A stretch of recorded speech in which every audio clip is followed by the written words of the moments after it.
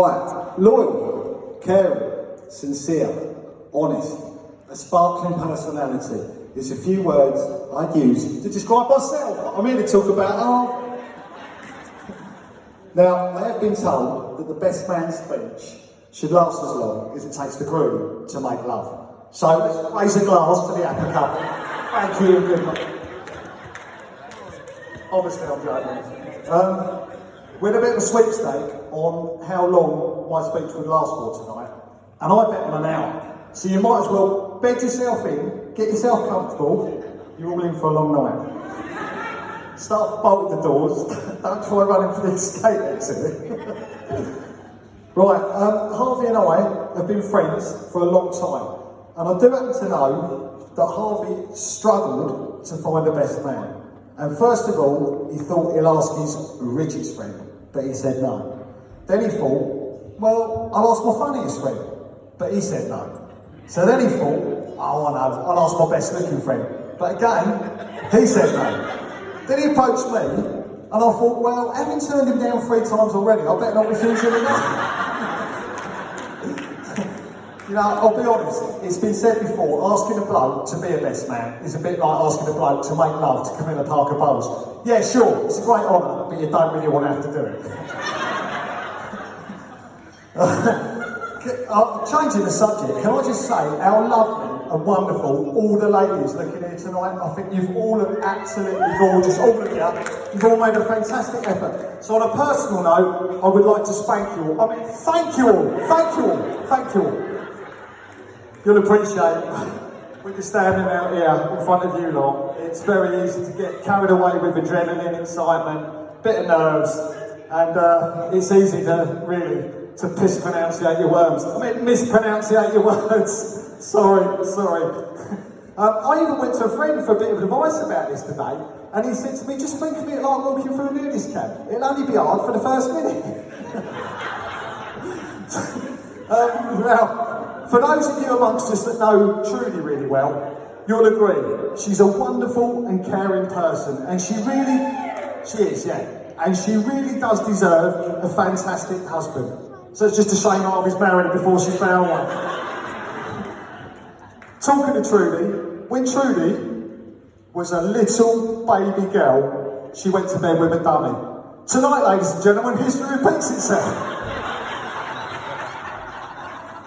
Trudy, if you could do me a favour, if you could just put your left hand flat on the table, your left hand on the table, and Harvey, if you could just put your right hand on top of Trudy's, if you could just put your, lovely, and if we could all just pause and reflect on this wonderful moment, because I've been told in a marriage, this is the first and the last time the bloke will have the upper hand.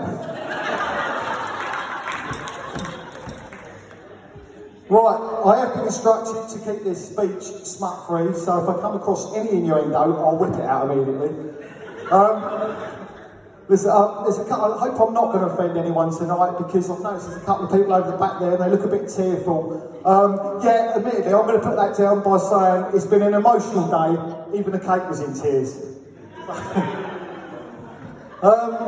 Now, I really do think it's a lovely venue that Trudy and Harvey have picked here at the Ashdown Park Hotel. And I was speaking to some of the staff earlier, and they told me that in this room, last weekend, 2 mobile phones got married. Yeah, the wedding weren't all that, but the reception was amazing. Now, I did ask for a microphone and I'm glad I got one, but don't worry, if you can't hear me at the back very well, the silence in the front of the room should reassure you you're not missing out on anything. Now, time to be serious. Why? Because I have to be. So, I've known Harvey for about 27 years, and I was first introduced to him off my friend Steve Peck, aka Pecky, or the Peckmeister General, but I'll call him Pecky. And Pecky brought him in the Railway Pub in Burgess Hill. And in them days, we used to hang around with a big group of us. It was a big group, and like any pub, I guess our centre of attention was a pool table and darts, and Harvey used to like both of them sports, so we welcomed him into our group. But not only that, we had a pinball machine that used to like playing. We've had bowling alleys over the years, Skittles. It was great fun. We even had a video jukebox, and for the youngsters, that's where you put your money in, not only do you hear your music, you can see it on a video and all. Think of the past nowadays. But yeah, really good. And Harvey got involved in it all, used to enjoy it all, and it soon became apparent to me that Harvey was going to fit right into our immature group very easily. And he did, slotted right in, no problem. We've also been on several holidays together, mainly Spanish ones. I think once to Salou and several times to Tenerife. And I think what I liked about Harvey the most was his terrific sense of humour. And I think, ladies and gentlemen, he's demonstrating that very well tonight, that he's got that. So, credit to you, Harvey. The only thing that worried me was, on a Sunday evening, Harvey, me and Pecky used to go up the railway and play pool, and Harvey was never available. And I used to say, come on Harvey, come up the pub, play some pool. And Harvey, excuse after excuse after excuse, would never come up the pub on a Sunday night. Well, it was only a few years later that I realised he used to frequent a club down in Brighton called the Pink Coconut. Now, for those of you who are not familiar with that, it's basically a club full of blokes. Now, there's nothing wrong in that, but I've got some well-wishers from that very club that want to send him, surprised he's got married, shocked, but they want to send him all the best from that club. So, from Jimmy Somerville, Andy Bell, Mark Harmon, Holly Johnson and Boy Jules, to name a few. Plus, Boy George added, you're very welcome to keep the lipstick and the mascara you once borrowed from me. Boy George also said he gave Harvey his pet, angry chameleon, and due to Harvey's extremely passive nature, Harvey went just like that and turned it into a karma chameleon.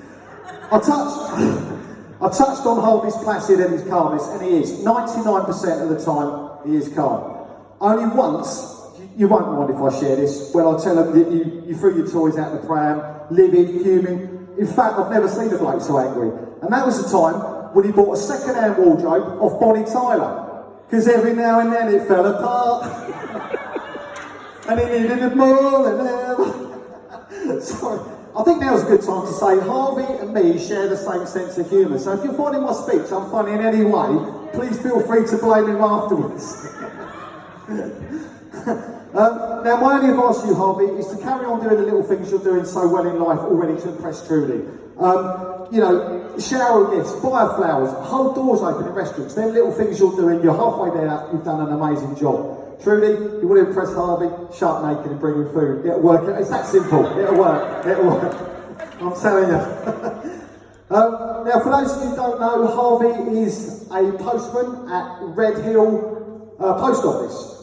And I managed to track down Harvey's first ever manager that gave him the job. And he told me, because I wanted to find out a bit of insight about Harvey when he first started, and he told me that Harvey passed his colouring in test with flying colours.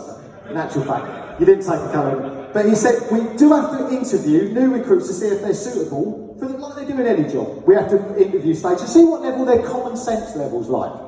And Harvey's no exception, so they had to interview him. And one of the questions the manager said to me that he clearly remembers asking Harvey was, can you perform under pressure? And Harvey said, well, I can, he said, but I'm better at doing Bohemian Rhapsody.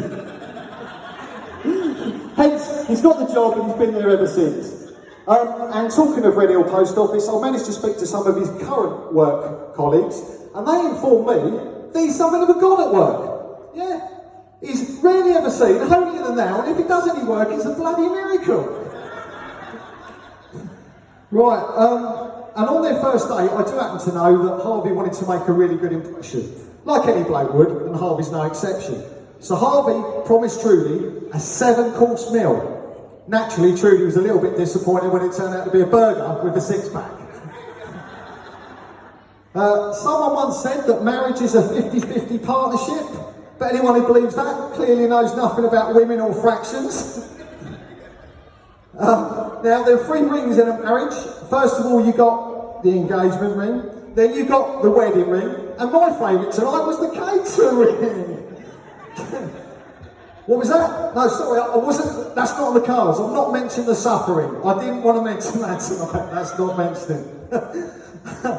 Right, so obviously we all know that they marry for better or worse. Harvey couldn't have done any better. Trudy couldn't have done any worse. And Trudy, being the kind sport she is, she said to Harvey, where would you like to go on the honeymoon? And Harvey said, tell you what, babe, take me somewhere I've never been. So Trudy said, how about the kitchen? Last Christmas, it was a fantastic record by Wham, but that's another story. Last Christmas, Harvey said to Trudy, "What would you like for a Christmas present?" And Trudy said, "Nothing would make me happier than a diamond necklace." So Harvey bought her nothing.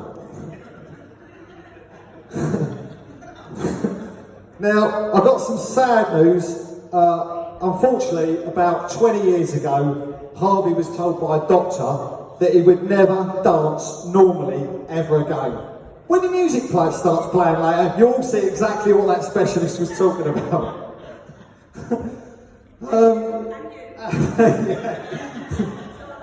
Now, you'd think Harvey knows Trudy really well by now, and when I said to Harvey, only last weekend, what is Trudy's favourite flower, I was a little bit surprised when Harvey replied, self-raising. So, just some late messages to read out here, and this one goes out to Trudy, and it's from Harvey's old football team, and it says, "Apologies we couldn't be there with you today, but we found Harvey to be pretty useless in most positions, but wishing you all the best for tonight." Now, I think the speech should be a little bit like a miniskirt. It should be long enough to cover the essentials, but short enough to create a bit of interest. So I'm going to start winding down now, and I'm going to say I really do hope the newlywed couple, Mr. and Mrs. Sutton, really enjoy their honeymoon in Wales, of all places.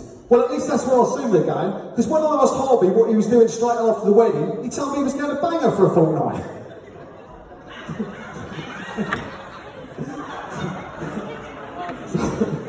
Right, now listen, I'm probably in enough hot water already today, so I may as well go out with a bang.